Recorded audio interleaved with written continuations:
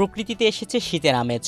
কুয়াশা ভেদ করে মাঠে দেখা দিচ্ছে শীতকালীন সবজি। নওগাঁর কৃষি জমিতে আগাম সবজি হিসেবে চাষ করা হয়েছে আলু, সিম, করলা, ফুলকপি, বাঁধাকপি, মূলা, বেগুন, লাল শাক, পুঁই শাক, পালং শাক সহ নানা ধরনের সবজি। চলতি মৌসুমে জেলার যে পরিমাণ জমিতে আগাম সবজি চাষ হয়েছে তা লক্ষ্যমাত্রার চেয়ে বেশি। তবে হঠাৎ অসময়ের বৃষ্টি কৃষকের মুখে চিন্তার ভাঁজ ফেলে দিয়েছে।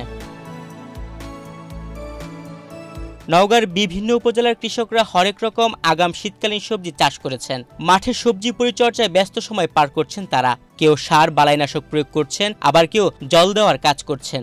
আবহাওয়া অনুকূলে থাকায় কৃষকরা এবার বাম্পার ফলনের আশা করছেন। পদ্মা সেতু, মেট্রো রেল এবং এলিভেটেড এক্সপ্রেসওয়ে নির্মাণের গর্বিত অংশীদার বসুন্ধরা সিমেন্ট। কৃষকরা জানান এই শীতে সব ধরনের শীতকালীন সবজি চাষ করেছেন।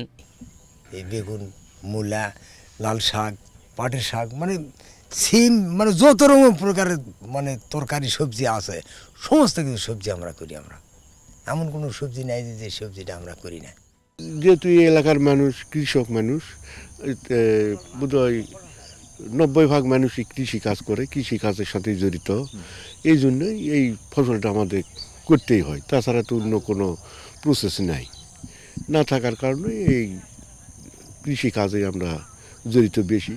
তবে গত কয়েকদিনের টানা ভারী বৃষ্টি যেন কাল হয়ে দাঁড়িয়েছে। ফুলকপি, পালং শাক ও মরিচের গাছের কিছু অংশ পচে যাচ্ছে। পোকামাকড়ের আক্রমণ বেড়েছে। এ সত্ত্বেও কৃষকরা ঝুঁকি নিয়ে ভালো দামের আশায় আগাম সবজি চাষ করেছেন। এবার বর্ষা বেশির জন্য সব খাত হয়ে যাচ্ছে। কপি পর্যন্ত বানতে পারছে না, কপি হয় না, নষ্ট হয়ে যাচ্ছে, ফুল নষ্ট হয়ে যাচ্ছে, করতে পারতেছে না। এগুলো হাল তাল বয়ে আবার শুলি কাটবে, সেটাও কাটা পারতেছে না। যার জন্য ঝাল তাল আইতে সবাই নষ্ট হয়ে যাচ্ছে, কপি হয়ে যাচ্ছে। এখন বেশি বর্ষার জন্য এই কাম। আমাদের উৎপাদন যদি কম থাকতো তাহলে দাম ভালো পাওয়া যেত, এবং এই পচে যাওয়ার কারণে, নষ্ট হয়ে যাওয়ার কারণে, প্রচুর ওষুধপত্র দেওয়ার কারণে মনে করেন যে তারপরেও এগুলো আটকে নি, নষ্ট হয়ে গেছে। কৃষি বিভাগের কর্মকর্তারা জানান প্রাকৃতিক কারণে কিছু ক্ষতি হয়েছে। চাষিদের জন্য পরিস্থিতি মোকাবেলায় নানান পরামর্শ দেওয়া হচ্ছে। ইতিমধ্যে বাজারে উঠতে শুরু করেছে আগাম জাতের সবজি, যা বিক্রি হচ্ছে ভালো দামে। অসময়ে একটু বেশি বৃষ্টিপাতের কারণে কৃষকের একটু সমস্যা হবে, কিছু কিছু ফসলের গোড়া পচে যেতে পারে।